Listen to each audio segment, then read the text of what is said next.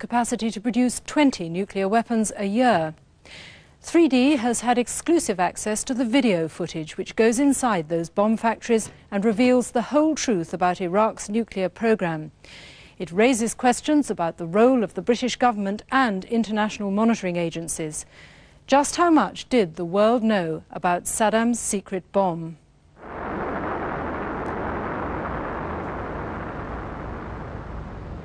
The Gulf War, and a Scud missile fired from Iraq lands on an Allied base, injuring 100 troops. If the battle to liberate Kuwait had been happening today, it could have been far worse, and the outcome completely different. Iraq was close to developing its own nuclear bombs, weapons of mass destruction which can obliterate cities, like those dropped on Japan at the end of the Second World War. David Kay was the United Nations investigator who uncovered Iraq's secret nuclear weapons program after the Gulf War. They were probably 36 months away from having deliverable type of weapons that would have fit either on Scud missiles or extended range Scuds or in their high performance aircraft in small numbers. The war had not intervened as we sit here today in mid-1994. They would have at least have had crude nuclear devices, and probably their first really deliverable packages would have been coming online. Throughout the 1980s, oil-rich Iraq spent £7 billion and employed 20,000 scientists, engineers and researchers in a massive program to build its nuclear bomb at a vast network of secret sites scattered across the desert.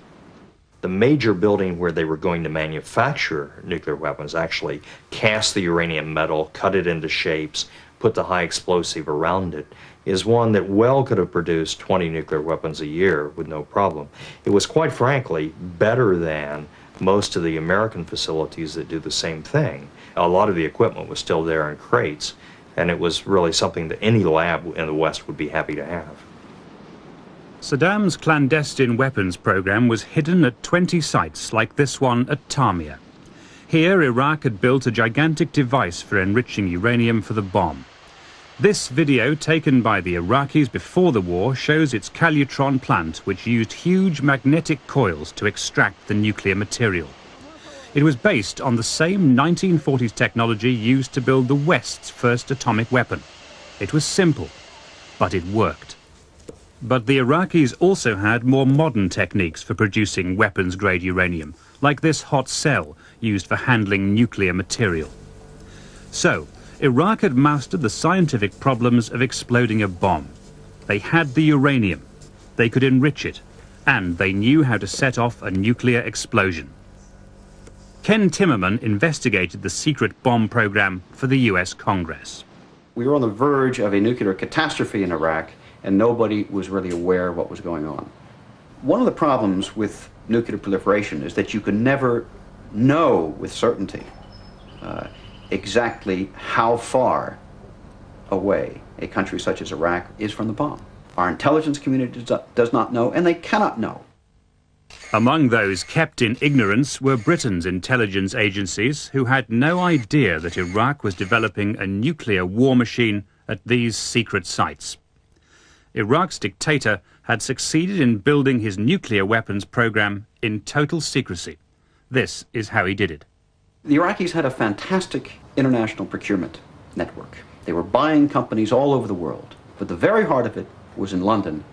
They would set up dummy companies to purchase on the open market high technology, machine tools, nuclear materials, everything that they needed for their nuclear weapons program. British-made equipment was usually purchased for one use and then secretly diverted to locations like this one. Al-Tuatha. Huge defensive emplacements were used to protect this site against attack from the air.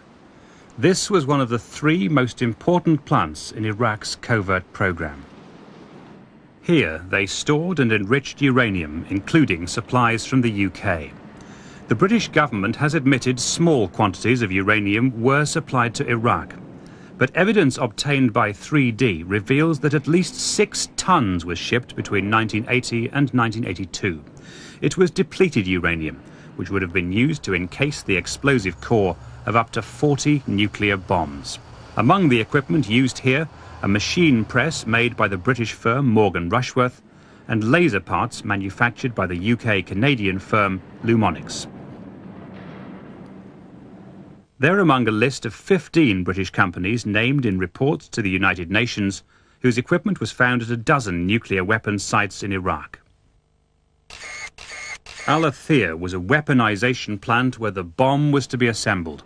Some of the machine tools used here were made by Hardinge and Matrix Churchill. 5 specialized high-speed cameras made by Hadlands Photonics of Hertfordshire were found. In the bombed-out wreckage of this ballistics plant at Dhu al-Fikar, electronics equipment was found, made by Instron of High Wycombe in the home counties. Special machines manufactured in Bury, Lancashire by Militor were used to make the magnetic coils at the Tamia enrichment site.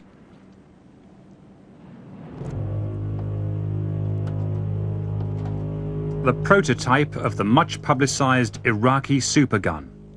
Its secret purpose, to fire a nuclear missile. British firms engineered the tubes for the barrel of a much larger weapon, 3 times bigger, with a range of 1,000 miles. Badr near Al-Walid was another key location. The Iraqis codenamed it the Al-Furat project. Its role, an enormous centrifuge-making plant. The use of centrifuges is a highly advanced method of enriching uranium. Iraq wanted thousands of them to hurry along its weapons program. Equipment found here was manufactured by Cincinnati Milacron, Matrix Churchill, and the 600 Group, which has its headquarters at Heckmondwike near Leeds. Its subsidiaries, T.S. Harrison and Colchester Lathes, exported highly sophisticated computer-controlled machine tools to Iraq. Among their uses, the manufacture of centrifuges. Which you certainly found British manufactured machine tools on Iraqi facilities. And it's just awesome in terms of the amount of equipment they have procured. It's awesome as well in terms of the amount of money they invested in their program. All the companies named in this film unwittingly supplied equipment to Iraq, unaware that it would be secretly diverted to its bomb program. The companies say they complied with the DTI's export license procedures. So it was the British government itself which licensed the export of much of the technology used to build Iraq's bomb. In Britain, theoretically, all of those machine tools should have been controlled by the government. And in fact, they were not. The government itself decided not to enforce its own controls. As late as 1988, the government was anxious to sell advanced machinery and grab its share of oil-rich Iraq's multi-billion-pound spending spree. UK manufacturers were encouraged to vigorously export their wares. Trade Minister Tony Newton went to the Baghdad Trade Fair to push the idea that British is best, a message warmly accepted as Newton signed a huge trade deal, providing the credit to encourage companies like the 600 Group to sell their latest products. But the very next year, the British government was warned by MI6 of its suspicions about what Iraq might be doing with this kind of high-tech equipment. William Waldegrave was told by a senior civil servant that they could be used in an Iraqi nuclear bomb program. Despite this, Waldegrave and other ministers allowed more export licenses. I think Britain broke her obligations as a nuclear weapons state under the Non-Proliferation Treaty, because under Article 1 we are enjoined and we agree in no way directly or indirectly to help other countries acquire nuclear weapons. And in selling machine tool equipment which we knew might well be used for making centrifuges for the illicit nuclear weapon enrichment program, it seemed to me we were quite clearly in breach of this obligation. And it was only after the Gulf War that Britain's involvement in helping Saddam build his bomb was revealed. After the Iraqi defeat, a new conflict began, as the United Nations team of experts went in search of Saddam Hussein's nuclear bomb program. This time, the weapons were not tanks and guns, but words. We are inspectors. We want out. If you're lousy people can't get them out of the car. We want out. We really do. What stops you from opening the gate and letting people exit? This is inhuman treatment. UN experts led by David Kay fought a lengthy struggle to seek and destroy Saddam Hussein's weapons of mass destruction, a game of cat and mouse played for very high stakes. The Iraqis were desperate to keep their nuclear secrets and frequently burned documents. We were not terribly sure how close they'd gotten to a nuclear weapon. So going after the documents was the real treasure trove on it. The UN team made pre-dawn swoops on buildings to gather evidence about the hidden nuclear program. Well, there had been a variety of intelligence reports that the Iraqis had moved documents around, and at that point you have to realize we were facing serious denial by the Iraqis of the extent of their program. So getting the documents were essential for several purposes, really understanding what the scope of the program was, to identify who the international suppliers to that program had been, and really to figure out how far along they were. The Iraqis knew how vital the evidence was and tried to snatch the papers back. And finally, late in the evening, after dark fell, the Iraqi soldiers moved in and tore the documents literally off the top of our cars and outside, and opened the car doors and tore them away from inspectors. Iraq's position was defended by Jafar Dir Jafar, head of their nuclear weapons program and educated at Imperial College London. And we have a legitimate anxiety that this information should not be taken away by the United Nations, because we feel that such information will be misused by foreign security organizations, which are enemies to the Republic of Iraq. Eventually the stalemate was broken and the Iraqis handed back the papers, which then led the UN's experts to Iraq's secret nuclear sites. Now for the first time, outsiders learned the full extent of Iraq's nuclear secrets and their plans to build a bomb using Western technology. The centrifugal forces separate the product from the depleted material. The UN inspectors filmed their discoveries so there could be no doubt about what Iraq had been doing. The large-scale production of centrifuges was damning evidence Saddam had been lying to the world. These uranium handling plants provided proof that Iraq was planning to build its own nuclear bombs. But why was Iraq's secret plot not exposed earlier? There'd been frequent routine inspections by the International Atomic Energy Agency, but these had failed to find the bomb-making factories.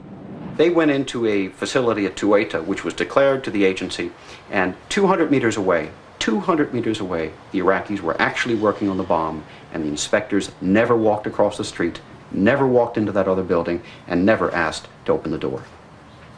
I don't think we trusted them 1 inch. You know, we weren't fools. We kept a reasonably close eye on what we thought they were up to, but quite clearly we miss things. Intelligence services miss things all the time, and this was one of those cases. The United Nations determined that Iraq's nuclear bomb program should be completely destroyed. 3, 2, 1, blast!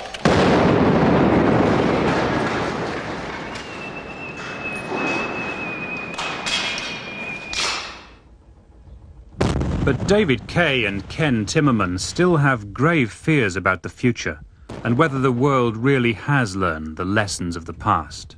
I have no doubt that the Iraqis have every intention to, when sanctions come off, to rebuild all of their weapons of mass destruction, missiles, chemicals, biological warfare weapons, and yes, even their nuclear program. I don't think we will pass, even with the best of policy, another decade without at least 1 to 2 other nuclear states. And quite frankly, I would be surprised if we pass a decade without seeing a nuclear device used in anger. A nuclear India, a nuclear Pakistan, a potentially nuclear Iran, a potentially nuclear Iraq, a nuclear North Korea, perhaps South Korea, perhaps Japan as well, armed with nuclear weapons. Now, what is going to keep them from using those weapons? There are no security arrangements that could prevent the next war from being nuclear. So there are other countries that are seeking nuclear weapons, and they're doing the same thing that the Iraqis did, the same type of procurement, and we, in our greed, are making the same mistakes. William Waldegrave declined an invitation to take part in this programme. Today, UN inspectors are in North Korea making a final attempt to find out if that country has the capacity to produce nuclear bombs.